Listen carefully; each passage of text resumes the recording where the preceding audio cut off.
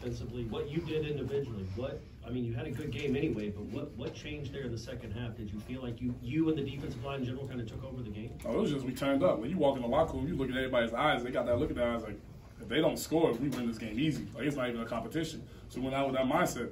They got a little field goal, started feeling themselves and stuff. We were like, they don't score again. Our offense started moving. It was just over for them. Chris? Continuing that thing, you guys only gave up 3 points after the last 35 minutes of that game. When it was 12-0, what were you thinking? And then the way you guys played in the back half, just how was that? I don't know. We were never worried. I mean, as soon as we got our first score, I think right then and there, we were on the sideline laughing. I was like, I bet they messed up. They gave us the opportunity. And, yeah, 3 points after the second half. I mean, that's who we are. I mean, we know we're a second half team. We know what we prep for. I mean, that's what we prepared for all spring, all summer, all fall. That's what we got. What's so funny? Jared, Coach Northrup pointed out that you did the wrestling thing that you do with Jordan pre-practice on Tuesday and continue doing it. How big was it for him to be at this game, and what does it mean to finish for 13? It means a lot. I mean, the whole season, 11 games, he was there every step of the way. Even this week, he was here at practice. He was still doing everything he could, even working through his injury, what he's going through. He's still there, and it meant so much for us to go out there and put on for him. We gave everything we had. I feel like everybody hit another mental gear, another physical gear that we don't talk about enough. That was something that's like what we're capable of, especially that second half. So, you go to after the game, you look him in the eyes, we're like, hey, we did that for you. Like, his eyes are really, like, he's happy, he's smiling, like, he just feels genuine joy, even though he wasn't on the field with us, he was still there. Gonna go, Allison. Jared, got some good video of you after the game helping with the sod, and just to be able to do that and beat them in the swamp for the first time since 17, state champs. How exciting is it to walk back and go back to Tallahassee with a win? Oh, it means a lot. I mean, especially, what we went through as a team mentally. Last week was not the best week for us mentally. This whole week, it was something that we had to overlook. We had to start preparing mentally because this is a tough game. This is a tough place to play. The fans are 2 inches away from you on the sideline saying crazy stuff. So, just to be able to come out here, really take over their field, dominate, do what we had to do, especially that second half, and then reap what we sow, go over there, cut up some song, had to rip it out the ground, but whatever. Ira?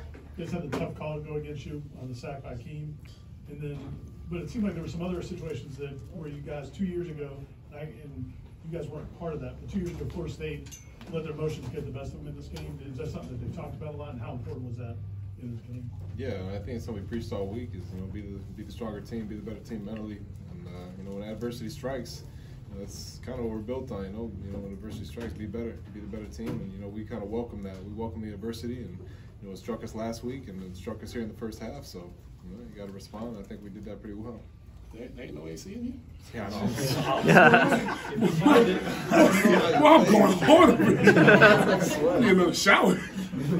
Braden, you came here playing big games. I know it's Campbell Stain's a big-time environment. What does it mean to come on the road, this environment, and get this win?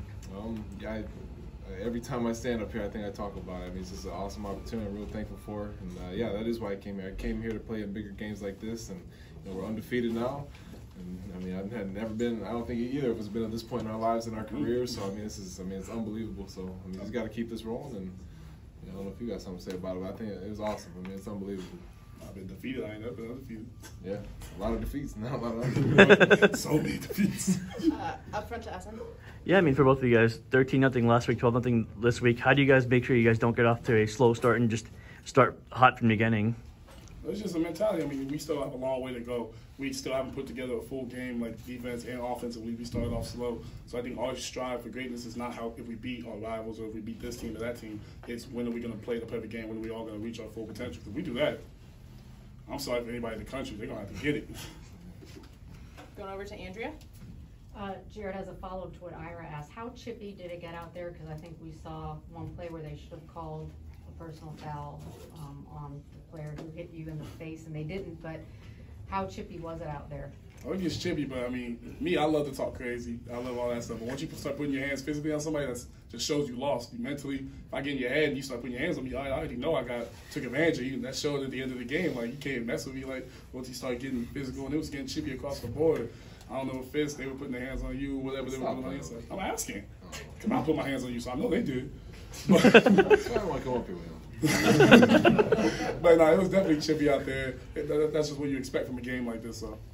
Gonna go a couple more, starting with Corey. Jared, you always want to get pressure on the quarterback. That's the goal, I'm sure, going any game. But as a kid making his first start, I think in his career, his second start, how imperative was that to get after him early and try to rattle him? And do you think, as the game went on, you guys did that? Oh, most definitely. I mean, when you're a fresh quarterback, when you're a vet, it's a whole different thing. Like, you're able to have that pocket awareness. But when you're fresh and you don't really know where people are coming from, how good this D-end is, how good that tackle is that's protecting you, you get real shaky.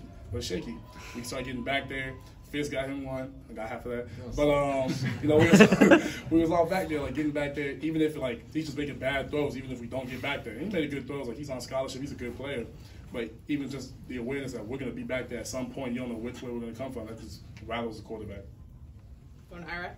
Jared, the running game got off to a tough start, and I know you're so close to Trey. Were you guys challenging him to do what he did? He ended up with 3 touchdowns, or how did, you know, was that just him taking it on himself? Me and Trey had this talk earlier in the week that teams game plan for him. Trey's a very good running back.